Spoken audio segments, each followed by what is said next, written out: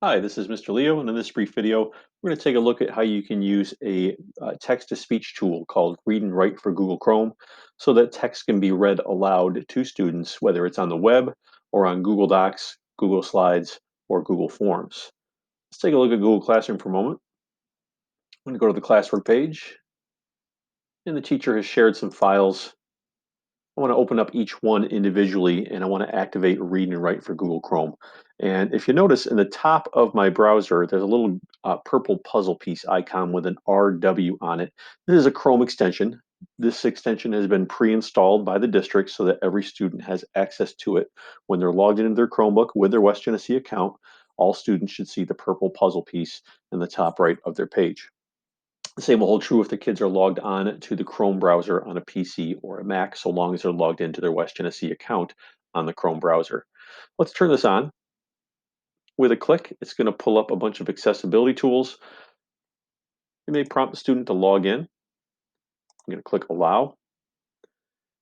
Note, these tools are free for a limited amount of time. If this is the first time the students have ever logged in, you'll see that all of these tools are available. However, a trial period will curtail the use of some of the tools. We're going to focus exclusively on text-to-speech, and that's just simply using the play button, the pause button, and the stop button.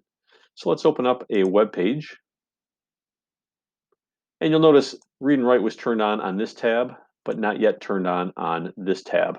So it's activated on each page the student is on. There are the tools once again.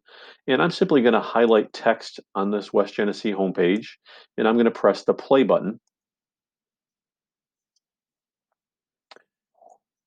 You may not be able to hear it, but a text-to-speech tool does come on and it reads aloud as it highlights each one of the words. Students do have the ability to change the sound. So if you click on the dots, there are some options. You can change the voices and you can change the speed. Right now, this is set to 34. 50, I believe, is the default, but you can adjust this manually.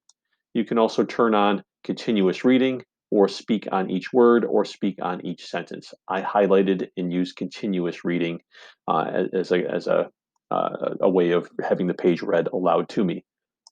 Now that that's all set, let's close this. You saw how it's done on the web. It's going to be a similar process for other tools. Let's open up a Google Slides presentation.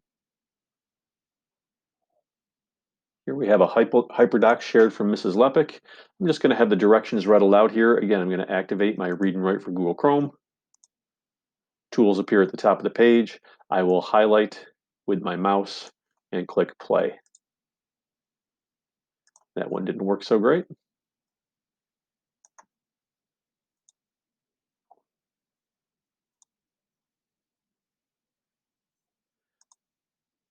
Looks like we can just click on play on each page.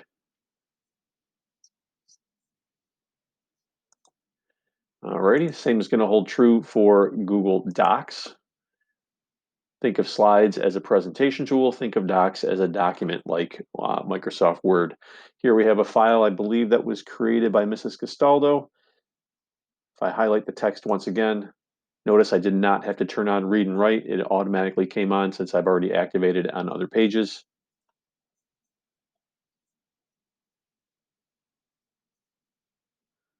All right, we'll pause that and stop. And the same is going to hold true on quizzes. Here we have a quiz from Mrs. Rich. Again, Read and Write has been activated. I'm going to click on that and highlight and play it. So once again, Read and Write for Google Chrome. The extension should be installed on each student's account. Click on it to activate. But again, note that many of these tools will disappear after a limited amount of time. Thanks for listening, and I hope you found this useful.